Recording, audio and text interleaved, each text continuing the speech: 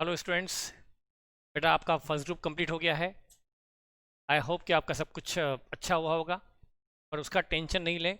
जैसा हुआ जो हुआ तो बाद में देखा जाएगा।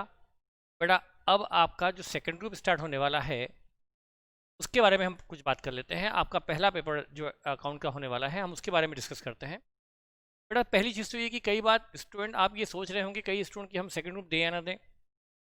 बेटा 2 दिन की छुट्टी मिली है एडवांस के अंदर, तो इसको बेकार करते हो, इसको ज़रूर से यूज़ कीजिए और सेकंड ग्रुप भी दीजिए। बेटा सेकंड को टेस्ट समझ कर दीजिए, लेकिन दीजिए। और ये आपकी प्रिपरेशन अच्छी है फिर तो आप रैंक के लिए तैयारी कीजिए, बहुत ग्रुप के अच्छे मार्क्स के लिए तैयार कीजिए। और बेटा फर्स्ट ग्रुप चूँकि बहुत ईजी आया है इसलिए उसका जो एक्स्ट्रा मार्क्स है वो बेटा आपके सेकंड ग्रुप में काम आएगा।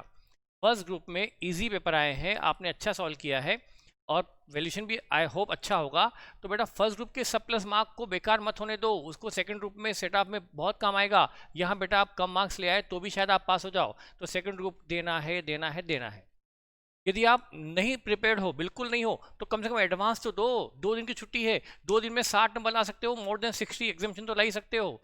तो बेटा इसको आप बेकार मत होने देना। सबसे पहली चीज़, अब हम पेपर के बारे में डिस्कस करते हैं। टाइम कम है, मुझे आपको जल्दी से कुछ बताना है रिगार्डिंग टिप्स ऑफ द जो सब्जेक्ट आपका अब है और जो मेरा सब्जेक्ट है बेटा। तो उसके लिए सबसे पहले बेटा पहली चीज़ तो ये है कि आपको इसमें कौन से चैप्टर पहले प्रिपेयर करना है और कौन से बाद में। बेटा आपके पास जो भी 2 दिन की छुट्टियां आ रही है, तो बेटा आप जैसे आज आप पेपर दे के आए हो, तो ये नहीं कि आज तो पेपर दे के आए हैं बहुत थके हुए हैं, सोएंगे, ये करेंगे वो करेंगे। नहीं बेटा नहीं, जिंदगी भर सोना है। अभी पढ़ लो, थोड़ा रेस्ट कर लो। ये मान लो कि पेपर हमारा 1 दिन बाद ही है, तो उनकी छुट्टी मत मानो, नहीं तो छुट्टी वेस्ट हो जाएगी। मुझे पता है, मेरा एक्सपीरियंस है कि जब छुट्टी होती है ज़्यादा तो हम उसको वेस्ट कर देते हैं। तो बेटा आज से ही भिड़ जाओ, अभी से भिड़ जाओ। बेटा उसके लिए सबसे पहले आप वो चैप्टर करो जो छोटे छोटे हैं, छोटे छोटे छोटे छोटे। कैसे बेटा? छोटे छोटे चैप्टर भी 4 मार्क के आ जाते हैं, जैसे कि आपका इसॉप हो गया, आपका एनबीएफसी हो गया। जो भी छोटे चैप्टर हैं बेटा उनको पहले पढ़ लो, ताकि आपको कॉन्फिडेंस आएगा कि मेरा इतना सिलेबस हो गया। और बेटा इतने लिमिटेड चैप्टर हैं इस एडवांस के अंदर कि सभी आने हैं, हर चैप्टर आना है, कुछ भी छोड़ के नहीं जा सकते। पहली बात तो ये कि पहले छोटे चैप्टर तैयार कर लो, उसके बाद लेंथी चैप्टर तैयार कर लेना। दूसरी बात बेटा, बहुत शॉर्ट में बात करनी पड़ेगी। उसके बाद बेटा जो आपके फॉर्मेट वाले चैप्टर हैं, बैंकिंग हुआ और जो भी फॉर्मेट वाले हैं बेटा एनबीएफसी, तो ये फॉर्मेट वाले चैप्टर बेटा पढ़कर मत जाना। और सर कैसी बात कर रहे हो पढ़ के मत जाना? बेटा पढ़ के नहीं, लिख लिख कर उनको तैयार करना। उनके फॉर्मेट को पढ़कर जाओगे तो 99% चांस है कि आप भूलोगे। तो बेटा जैसे बैंकिंग की बैलेंस शीट है, पूरा लिख के जाओ, याद है कि नहीं? तो आपको वो सब चीज़ें बेटा फॉर्मेट आपको लिख कर याद करना है, नंबर 1। उसके बाद जो बेटा जो चैप्टर है जिसमें लॉ इन्वॉल्व है, मैक्सिमम चैप्टर में इन्वॉल्व है, एनबीएफसी हो या बैंकिंग हो, बेटा उसमें जो परसेंटेज है, जैसे परसेंटेज ऑफ प्रोविजन और एडवांसेस, केस यूज़र कितना होता है, और बेटा ये सारी चीज़ें, और आपका बैंकिंग जो इन्वेस्टमेंट का क्लासिफिकेशन, उसमें क्या कैसे होता है, उसका डेप्रिसिएशन कैसे लगता है, इन्वेस्टमेंट का वैल्यूएशन कैसे होता है, ये सब आपको परसेंटेज लिख लिख कर याद करना है, सिर्फ देखना नहीं है। देखने का काम सिर्फ लास्ट डे होगा, अभी आपको लिख लिख कर, तो फॉर्मेट भी लिख लिख कर और सारे प्रोविजन भी लिख लिख कर आपको याद करने हैं, देख कर नहीं और लिख कर। ठीक है बेटा? उसके बाद आपको बेटा हर चैप्टर का, हर वेराइटी का एक एक क्वेश्चन सॉल्व करना है, सिर्फ देखना नहीं है। बेटा बहुत वैरायटी नहीं होती, जो जो वैरायटी है, जैसे होल्डिंग कंपनी बेटा उसमें जैसे 3-4 वैरायटी है, बैलेंस शीट वाले क्वेश्चन है, पीएनएल वाले क्वेश्चन है, हर क्वेश्चन एक एक तो मिनिमम आपको सॉल्व करना है with full working note, with full presentation. पढ़ने का दिन आखिरी वाला दिन होता है, रिवीजन में होता है बेटा। अभी आपके पास अच्छा टाइम है, तो कम से कम एक एक क्वेश्चन तो कर कर देखना है, कर कर प्रैक्टिस करनी है। बाकी जो क्वेश्चन बच जाएंगे जिसको आप नहीं कर पा रहे, उनके इंपॉर्टेंट पॉइंट आपको देख कर जाना है, लेकिन एक एक क्वेश्चन हर वैरायटी का करना है। ठीक है बेटा? उसके बाद बेटा आपको तो एज की बात करें, एज का क्वेश्चन पहला आता है, और जरूरी नहीं कि पहला क्वेश्चन पहले अटेम्प्ट करें, आप सेकंड थर्ड फोर्थ नंबर पे जहां भी अटेम्प्ट कर सकते हैं। और मुझे लगता है कि पहला क्वेश्चन जनरली पेपर सेटर थोड़ा सा अपना टैलेंट कहीं ना कहीं शो करता है, इसमें कहीं ना कहीं ट्विस्ट, कोई ना कोई टिकलिश पॉइंट डाल दिया। तो बेटा आप जरूरी नहीं कि पहला क्वेश्चन पहले करें।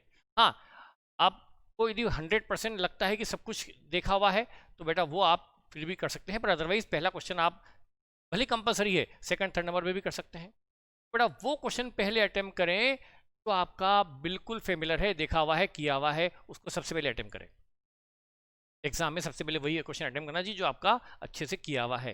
उसके बाद बेटा क्वेश्चन करें और ये इसका बीच में डाल दें, और बेटा लास्ट में वो क्वेश्चन करें जिसके बारे में आप लेस कॉन्फिडेंट हैं। और यदि बिल्कुल भी कॉन्फिडेंट नहीं है, बेटा टाइम क्यों वेस्ट करते हो उसको करने पर, जब पता है कि 0 बटे सन्नाटा है तो हम छोड़ दो उसको। बेटा अपना ध्यान बाकी क्वेश्चन पे लगाओ, अच्छे से करो, प्रेजेंटेशन पे पूरा ध्यान दो, वर्किंग नोट पे पूरा ध्यान दो, उसी में मार्क्स अच्छे लाने की कोशिश। तो बेटा यदि आपको कोई क्वेश्चन बिल्कुल आउट ऑफ द रीच है तो उसको पूरा इग्नोर कर सकते हो, लास्ट के लिए छोड़ दो, भले कि थोड़ा बहुत कराएंगे, लेकिन बेटा कोई स्टेप मार्किंग उसमें होती तो है, लेकिन स्टेप मार्किंग भी आप देख लो आप ले पाओगे नहीं ले पाओगे। अदरवाइज आपका फोकस जो क्वेश्चन आपको आते हैं उसके वर्किंग नोट और उसके प्रेजेंटेशन में दो, ताकि आपके मार्क्स वहां कट ना हो।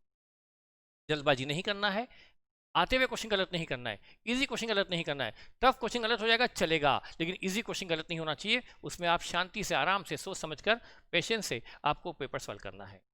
शुरू के 15 मिनट आपको पढ़ने को मिलते हैं बेटा, जो आपको 10 मिनट जो भी मिलते हैं उस बेटा आप एट ए ग्लांस जो भी देखना देख लो। पर मैं तो ये कहूँगा ज़्यादा जल्दी से पढ़ने से क्या हो, घबराहट बढ़ जाती है, और ये क्वेश्चन वो क्वेश्चन, मुझे तो कुछ नहीं आता है, और पहले हाथ फिर फूल जाते हैं। बेटा मेरे साथ भी ऐसा कभी हो चुका है, तो बेटा ऐसा आपके साथ ना हो।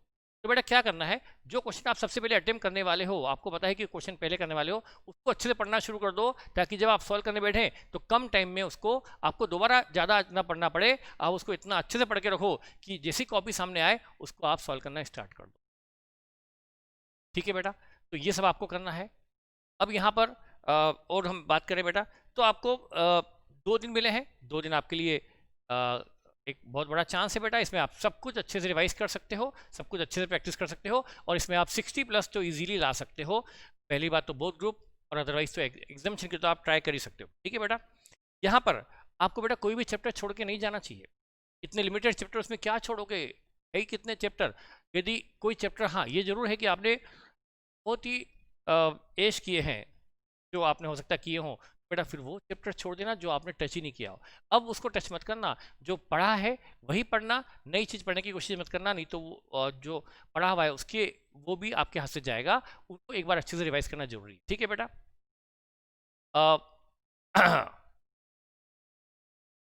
बेटा यहाँ पर एडवांस के अंदर आप ये मान सकते हैं कि मुझे लगता है कि आपको क्या करना चाहिए, तो मैं मानता हूँ कि मॉड्यूल और पास्ट एग्जामिनेशन क्वेश्चन, बेटा जब से नया सिलेबस आया है ना, जब से नया सिलेबस आया तब से जो भी 3-4 अटेम्प्ट जब हुए उसकी बेटा आरटीबी कर लेना, मॉड्यूल और पिछले 3-4 आरटीबी, बेटा पेपर उसी में से आ रहा है।